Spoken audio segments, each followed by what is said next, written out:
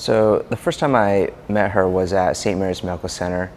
It was a noon conference, and she was sitting across from me in this lecture room. I saw her, and she was one of the new girls that was there, and she just had this. She was just really pretty when I first saw her.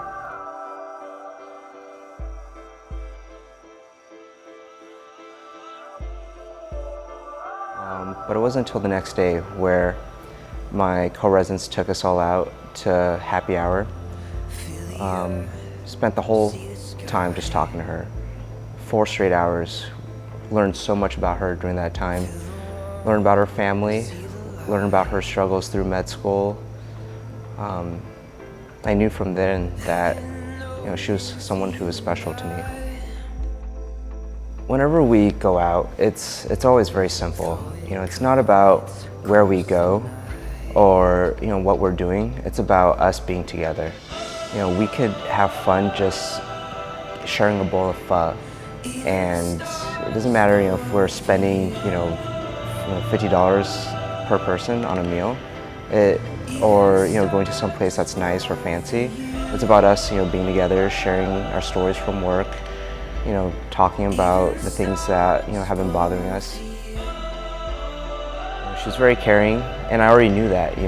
Her being a very compassionate physician, she always cared for her grandmother. Always drove her around, and while her grandfather was sick, always made the effort to be there.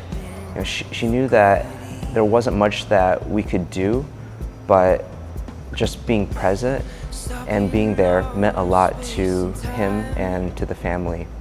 And I see the way that she cares for her siblings and for her parents. She always puts others in front of her. And through her medical missions internationally, she's made a huge and lasting impact on all the patients that she has worked with. The moment I knew that Haley was the one was when I first introduced her to my mom. She was very thoughtful, she was very caring, and she put my mom at the same level as our relationship. Actually, a perfect opportunity to propose to her in Hawaii.